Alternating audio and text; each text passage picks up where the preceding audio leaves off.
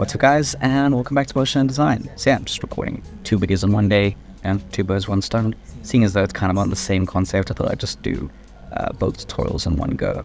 So yeah, this is going to be another style frame tutorial, and in this style frame, we're going to create something like this weird, wonderful looking render over here.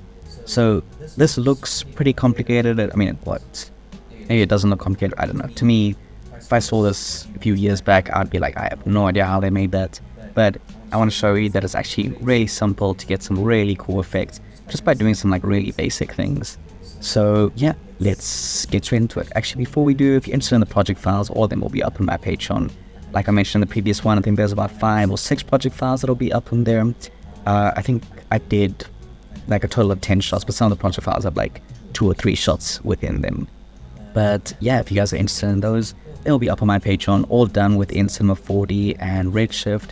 There's actually barely any post-processing, so all of this is actually in camera. So yeah, if you're interested in the project files, they'll be up there. But if not, you know, a like and a subscribe goes a long way. But yeah, let's get into it. Cool, so we have our bottle over here. Very basic bottle. But anyways, I mean, this is actually how the Chanel Misa Paris looks like. So, I mean, it was lucky for me that when modeling it, it was easy because my modeling skills are pretty trash, to be honest. I used to model back in the day, but then I started working with clients who would actually just give me the model, and I was like, oh, I'm not going back. I want to stay with this. I don't like modeling. But yeah, cool. So let's just frame up our shot over here. It's going to be another actually from the bottom shot. Obviously, you can change it around depending on what you're going to do. The technique will still work.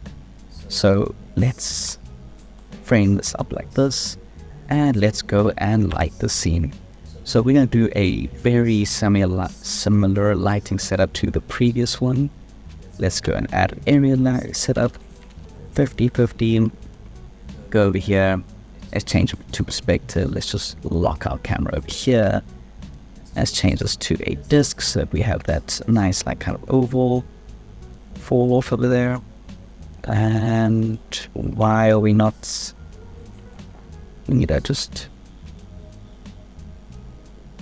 so with this one, I don't want it to be too prominent in the background. I think something like that works. Again, we're going to be using a nicer orangey color.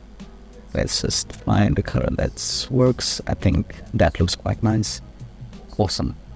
Let's just do a very basic lighting over here. I don't think we need too much lighting with this one. Just some sort of light on it. I'm going to add in a gobo again. Let me add in this gradients. Let me exclude the wall. And let's just rotate this to get some like nice highlights over there so it doesn't get lost in the darkness. And let's just add one more over here just to focus on our label, so that that isn't like in pure darkness. Things like that. And again, let's just remove the transmission or reflections. I guess we can add just a teeny bit of reflections. I guess something like that works quite nicely. Cool, so let's go into our camera now. And this is where the entire effect is. I mean, this tutorial could technically be like 2 minutes long, to be honest. But I want to just do a little bit more in depth, kind of create the scene for you guys, because I feel like that's a little bit more educational than just being like, click on bokeh and just make the bokeh really tight. But to be honest, that is really how it is done. So with messing around with bokeh and stuff, I realized that you can get some really cool effects by just messing with this aperture over here. And it's like, okay, cool. That's cool, you know, kind of out of focus and blurry. It's like if we set this to like 0.1, then it's like, oh, that's cool. That's weird and wonderful. But then we can drop this down and we can add some more weirdness to it. Look at this by changing up our aspect over there. Actually, I think without this light over here, it actually looks a little bit better. Might even turn the bottle around, especially because this is more of a artistic shot than it is a product shot, to be honest.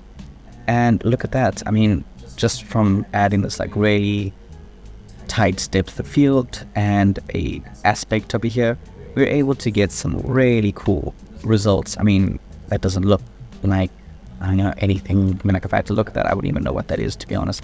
But to be honest, it kind of works for what I was going for. I was going for a very abstract looking advert over here. Cool, so this looks cool, but let's go and make the scene just look a little bit more interesting. I'm going to take this bottle again. I'm going to rotate it. And what I'm going to do is I'm going to use the bottle as a kind of lighting setup for the background.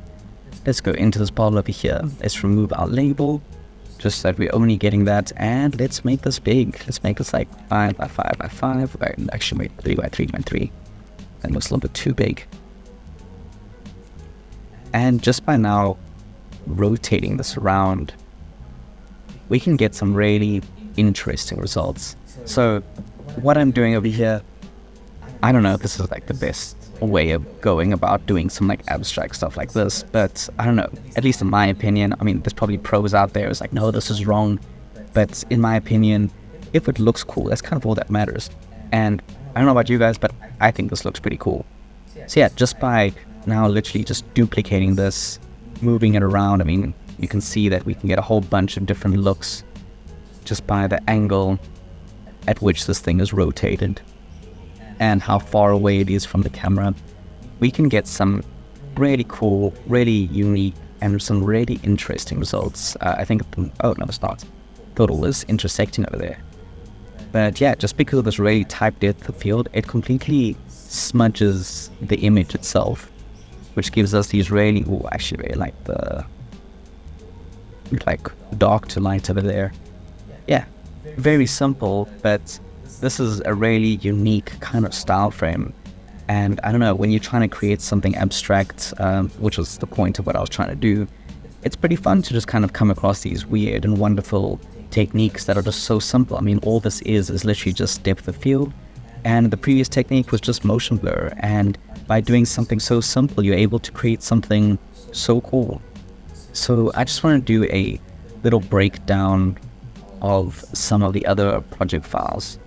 Actually, I'll just do a separate video for that, just for my patrons. But yeah, I hope you enjoyed this tutorial. Very simple, very basic, but you know, sometimes that's all you need, is just something simple and basic, and you can get some really cool results. I have this one over here where the bottle is just kind of coming towards the camera. And all I've done is in the optical over here, I've just set the aperture to something really small. You'll see if I turn it off, it's like this. But now if I turn the aperture on, we get this really, and sorry, the main thing is actually this aspect over here. If I had to set this back to 1, you'll see that it's just out of focus. But then if I move this aspect up over here, it kind of creates this like weird distortion-y look. And as this comes closer to the camera, you'll see that I'm focusing on the CH over here. And then as it comes here, I'm focusing on the EL. But yeah, I really hope you enjoyed this tutorial. Hopefully it wasn't too, I don't know, amateur. It kind of felt amateur, to be honest, but I don't know, I like the end result, and I guess that's really all that matters. But yeah, I hope you enjoyed it. Again, if you're interested in all these project files, they'll be up on my Patreon. And if not, you know, just like, subscribe, comment, all that stuff's good. But yeah, follow me on Instagram if you want some like more updates and stuff. But anyways, I will hopefully see you guys next week. Peace.